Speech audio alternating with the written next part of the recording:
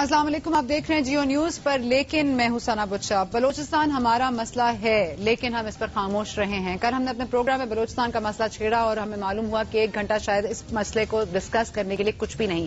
اس لیے ہم آپ کے لیے ایک اور پروگرام آج لے کر آئے بلوچستان کے حوالے سے ہی. تو اگر ہم بات کریں تو ہم نے کل کے پروگرام میں بلوچستان کو درپیش مسائل کی بات کی تھی، حق تلفیوں کی بات کی تھی اور قومی بے حسی کی بات کی تھی. لیکن ایسے بے حس تو ہم کبھی نہیں تھے. ہمیں غم اور خوشی دونوں ہی کو منانا آتا ہے اور یہ بات تو سب جانتے ہیں کہ سحرے، مرثیے اور نوحے ہمارے مشرقی روایات کا حصہ رہے ہیں. کہیں کوئی موت ہو جائے یا کسی کا پیارا بچھڑ جائے تو بین بھی کیا جاتا ہے اور ماتم بھی. لیکن رونے کا مقام یہ ہے کہ بلوچستان کا نوحہ کہیں بھی سنائی نہیں دیتا، نہ سیاست کے ایوانوں میں نہ میڈیا پر. بلوچ عوام کو ایسا کوئی کاندھا بھی میسر نہیں جس پر وہ سر رکھ کر رو سکیں. بلوچستان کے مختلف علاقوں سے آئے روز 2-3 لاشیں ملنا اب معمول بنتا جا رہا ہے. کبھی ان کی تعداد اس سے بڑھ بھی جاتی ہے، جبکہ ان لاشوں پر نظر آنے والے تشدد کے نشانات غیر انسانی مظالم کی وہ کہانی سنا رہے ہوتے ہیں جسے سننے کو ہم میں سے شاید کوئی تیار نہیں. اگر آپ نے بھی یہ المناک واقعات پہلے نہیں سنے تو حیرت کی کوئی بات نہیں ہے. پاکستان میں بسنے والے بیشتر لوگ نہیں جانتے کہ بلوچستان کی عوام کو کس آگ اور خون کا دریا کا سامنا ہے. بلوچستان کے حالات کے بارے میں حکومت کی جانب سے مسلسل یہ کہا جاتا رہا ہے کہ یہاں غیر ملکی ہاتھ کار فرما ہے. اس حوالے سے بھارت اور افغانستان سب سے زیادہ لیا جاتا ہے. لیکن بعض حلقوں کا کہنا یہ بھی ہے کہ بلوچستان میں ایران اور امریکہ کے مفادات بھی چھپے ہیں. I have certainly talked about the concerns in Balochistan specifically with General Kiani and with the Indian leadership. We do that routinely and we need to get to a point where those are resolved. ہم سب سے پہلے بات کر لیتے ہیں بلوچستان میں جو یہ ایک ہیومینیٹیرین کرائسس جنم لے رہا ہے، اس کو ہمارے میڈیا پر آتے آتے اتنا وقت کیوں لگ گیا ہے؟ میڈیا پر اگر آپ دیکھیں تو یہ خبر کہیں نہیں ہے. ہم اتنے گھنٹوں لوگوں کو کیپٹو بٹھا کر بہت ساری ایسی کچھ ضروری کچھ غیر ضروری خبروں ان کے سامنے لے کر آتے ہیں، لیکن بلوچستان کے جو مسائل ہیں ان پر ہم بات کرنا بھی پسند نہیں کرتے، ان کو ڈسکس بھی نہیں کرتے، اور اگر خبر کہیں آ بھی جائے تو چھپتی نہیں ہے. ایسا کیوں ہے؟ اسی پر مزید بات کرنے کے لیے اس وقت ہمیں جوائن کریں محمد حنیف، مصنف ہیں اور BBC اردو کے لیے اسپیشل کورسپونڈنٹ. محمد حنیف، بہت شکریہ آج آپ نے جوائن کیا ہمیں. لیکن میں بلوچستان ہمارا مسئلہ ہے لیکن میڈیا خاموش کیوں؟ ثنا، اس کی سب سے بڑی وجہ تو وہ خوف ہے، اور وہ خوف انہی ایجنسیوں اور انہی اداروں کا ہے جنہوں نے بلوچستان میں یہ سلسلہ شروع کر رکھا ہے. میں آپ کو اپنے ذاتی تجربے کی بات بتاتا ہوں، سنی سنائی بات نہیں کروں گا کہ ہمارے جو ساتھی رپورٹرز بلوچستان میں جنہوں نے جا کے رپورٹنگ کرنے کی کوشش کی ہے، تو وہ جیسے ہی بلوچستان میں داخل ہوتے ہیں ان کی ٹریکنگ شروع ہو جاتی ہے. ان کو فون آنے لگتے ہیں خفیہ ایجنسیوں کے، وہ کسی کا انٹرویو کرتے ہیں، انہیں یا تو اٹھا لیا جاتا ہے یا ان کی انٹیروگیشن ہوتی ہے، اور ان سے بیسیکلی ایک اس طرح کا سلوک کیا جاتا ہے جیسے وہ کسی مقبوضہ علاقے میں جا کے رپورٹنگ کرنے کی کوشش کر رہے ہوں. اس کے علاوہ جو بلوچستان کے اندر خود صحافی ہیں، ان کی جو ہے حقائق آپ کے سامنے ہیں کہ کتنے صحافی جو ہیں وہ اب تک مارے جا چکے ہیں، کتنوں کو اغوا کیا جا چکا ہے. اور اگر آپ کو یاد ہو تو 1971 میں بھی اس وقت کے اگر کوئی جا کے اخبار اٹھا کے لائبریریوں میں سے دیکھے تو مشرقی پاکستان کے میں اس وقت جو کچھ ہو رہا تھا یہاں پہ اس کی کوئی رپورٹنگ بالکل نہیں ہو رہی تھی. شاید ایک دو اخبار تھے جو کر رہے تھے. دوسرا مسئلہ جو ہے وہ یہ ہے کہ ریئلائزیشن ہی نہیں ہے لوگوں میں کہ بلوچستان میں ہو کیا رہا ہے، وہ مسئلہ کتنا بڑا ہے. اس کی وجہ یہ ہے کہ چونکہ زیادہ تر میڈیا کے اداروں کے جو انٹرسٹ ہیں وہ کمرشل انٹرسٹ ہیں، تو ان کو لگتا ہے کہ بلوچستان میں ہماری ایک تو آڈینس کم ہے، دوسرا یہ ہے کہ وہاں سے کوئی شاید خاص اشتہار نہیں ملتے، اور تیسرا انہوں نے یہ بھی سوچ لیا ہے کہ جو ان کی بڑی شہروں میں آڈینس ہے، لاہور کراچی میں جو لوگ بیٹھے ہوئے ہیں ان کو شاید اس طرح کی خبروں سے کوئی دلچسپی نہیں ہے. اچھا حنیف، یہ بتائیے گا کیونکہ آپ نے رپورٹنگ کی ہے خود ایسے علاقوں میں جا کر جہاں پہ خانہ جنگی کی صورتحال بھی آپ کو نظر آئی ہے، آپ سمجھتے ہیں کہ بلوچستان میں جو اس وقت صورتحال نظر آتی ہے وہ گرین زون جو ہم سنتے ہیں عراق میں، افغانستان میں، اس سے کہیں بدتر ہے؟ میں آپ کو بالکل اپنے ذاتی تجربے سے یہ مثال دے سکتا ہوں کہ جو اسرائیلی فوجی آپ کو کھڑے کر کے بارڈر پہ فلسطین کے جس طرح کی انٹیروگیشن کرتے ہیں، جس طرح کے سوال کرتے ہیں، مجھے بڑا دکھ ہوتا ہے کہ بلوچستان میں جب پاکستانی صحافی داخل ہوتا ہے تو اس سے ہمارے اپنے خفیہ ادارے، ہمارے اپنے FC کے لوگ بالکل اسی طرح کی لائن آف کوسچننگ ان کی ہوتی ہے کہ جیسے ہم کسی غیر علاقے میں جا رہے ہوں، کسی غیر ملک میں جا رہے ہوں. دوسری بڑی وجہ میں آپ کو یہ بتاؤں کہ ایک خاص طرح کی اگنورنس پائی جاتی ہے پاکستان کے باقی علاقوں میں بلوچستان میں. میرے ایک ساتھی نے ابھی پچھلے ہی مہینے لاہور میں جا کے کچھ یونیورسٹی کے کیمپسز پہ اسٹوڈنٹ سے, ماسٹرز کے اسٹوڈنٹ سے, جن کے بارے میں آپ توقع رکھ سکتے ہیں کہ وہ پڑھے لکھے لوگ ہیں, اخبار پڑھتے ہیں, ٹی وی دیکھتے ہیں, انہیں ملک کے حالات کا کچھ پتا ہوگا, ان سے صرف ایک سوال پوچھا کہ بلوچستان کے حالات کے بارے میں آپ کیا جانتے ہیں اور آپ کے خیال میں اس کی کیا وجہ ہے. تو ثنا, میں آپ کو بتاؤں کہ 80% سے زیادہ طلباء جو ہیں انہیں بالکل کوئی اندازہ نہیں تھا کہ بلوچستان میں ہر روز کچھ نہ کچھ لوگ جو ہیں غائب کر دیے جاتے ہیں.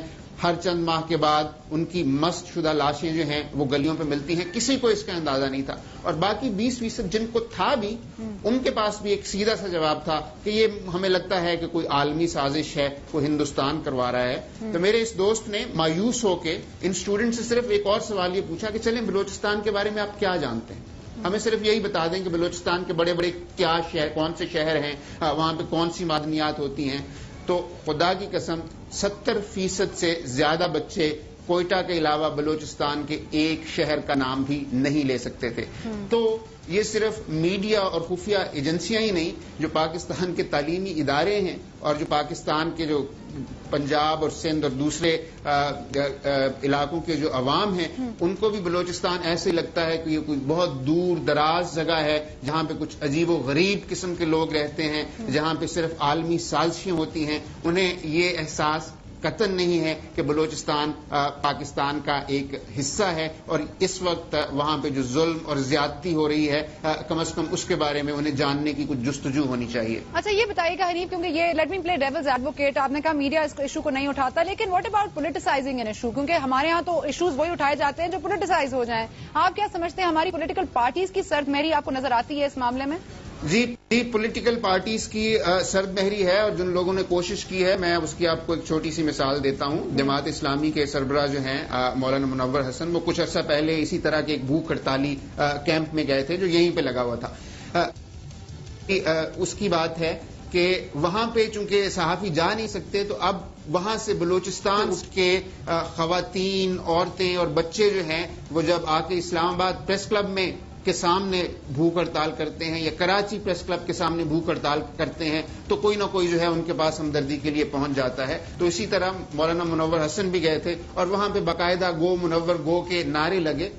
مولانا منور حسن نے بڑے تحمل سے ان کی بات سنی اور ان کو یہ یقین دہانی کروانے کی کوشش کی کہ ہم آپ کے ساتھ ہیں. تو انہوں نے مولانا منور حسن سے کہا کہ اگر آپ ہمارے ساتھ ہیں, ہم اس وقت مانیں گے کہ آپ ہمارے ساتھ ہیں کہ آپ مینار پاکستان پہ جائیں اور وہاں پہ بلوچستان کی آزادی کی حمایت کا اعلان کریں.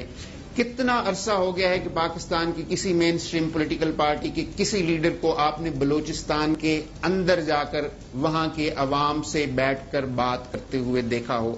مجھے نہیں یاد پڑتا. جب نواز شریف گئے بھی ہیں غالباً گزشتہ سال, تو وہ اپنی صرف پارٹی کے کچھ لوگوں سے ملنے کے بعد واپس آ جاتے ہیں. اسی طرح سے حکومت کا حال جو ہے وہ آپ کے سامنے ہے. تو مسئلہ صرف یہ ہے کہ اگر اسی طرح کی لاشیں, میں آپ کو صرف یہ مثال دیتا ہوں, اسی طرح کے اغوا کے جو کیس ہو رہے ہیں بلوچستان میں, وہ لاہور اور راول پنڈی میں ہو رہے ہوتے. اگر وہاں پہ لاہور کی لاشوں میں, لاہور کی گلیوں میں ہر روز آپ کو 4 مسخ شدہ لاشیں مل رہی ہوتی, تو آپ کے خیال میں کیا میڈیا یوں خاموش رہتا؟ کیا پیپلز پارٹی اور مسلم لیگ اور باقی جو سیاسی جماعتیں ہیں وہ اسی طرح سے بیٹھ کے صرف بیان دیتی رہتی؟ کیا وہ نکل کے ان محلوں میں نہیں جاتی؟ کیا وہ ان کے ساتھ بیٹھ کے بات نہیں کرتے کہ بھائی مسئلہ کیا ہے؟ کیا وہ کسی سرکاری اہلکار کو کھینچ کے عدالت میں پارلیمنٹ کے سامنے لا کے نہیں پوچھتے؟ Hanif, what about local leaders, وہ کہاں ہیں؟ بلوچستان کی اسمبلی ہے, وہ لوگوں کی بات کیوں نہیں سنتے؟ وہاں پہ ہمیں وہ کیوں نظر نہیں آتا کہ کوریج کا ہی مسئلہ ہے یا لوگ وہاں پہ انٹرسٹڈ ہی نہیں ہیں؟ دیکھیں, لوگ انٹرسٹڈ کیوں نہیں ہوں گے؟ جن کے بھائی, بیٹے, باپ جو ہے وہ سالوں سے غائب ہیں اور انہیں یہ ڈر ہے کہ ان کی لاشیں جو ہیں ان کی گلیوں میں ملیں گی, آپ کے خیال میں وہ لوگ کیسے ڈس انٹرسٹڈ رہ سکتے ہیں؟ بلوچستان کی اسمبلی جس طرح سے بنی ہے وہ ہمیں پتا ہے, بلوچستان کی حکومت جس طرح سے چلتی ہے وہ بھی ہمیں پتا ہے, لیکن اس کے ساتھ ساتھ بلوچستان میں ایک بہت خوفناک گیم کھیلی جا رہی ہے. وہ یہ ہے کہ جو بھی پولیٹیکل ایکٹیوسٹ ہے, جو بھی پروفیشنل ہے, اس کو اٹھاؤ اس کی آواز کو بند کر دو, اس کو مار دو. تو کوشش یہ ہو رہی ہے کہ وہاں کی جو ایک چھوٹی سی مختصر سی مڈل کلاس ہے جو کہ وہاں کی ایک طرح سے آواز بن سکتی تھی, ختم کر دیا جائے تو بلوچستان کا مسئلہ حل ہو جائے گا, ایگزیکٹلی جس طرح سے مشرقی پاکستان کا مسئلہ حل کیا گیا تھا. حنیف, لیکن اس وقت جو ہم صورتحال دیکھ رہے ہیں آپ کے سامنے ہے, آپ نے جس طرح سے بات بھی کی, لیکن آف کورس ایک ہی اگر آپ سمجھتے ہیں کہ کوئی ایک ہی رسپانسبل ہے, چاہے وہ اسٹیبلشمنٹ ہو, چاہے وہ ہماری خفیہ ایجنسیز ہوں, سیکرٹ ایجنسیز ہوں, لیکن کوئی تو آپ کو لگتا ہے کہ کہیں تو کانفلکٹ ہے نا, دوسری طرف کوئی تو ہے.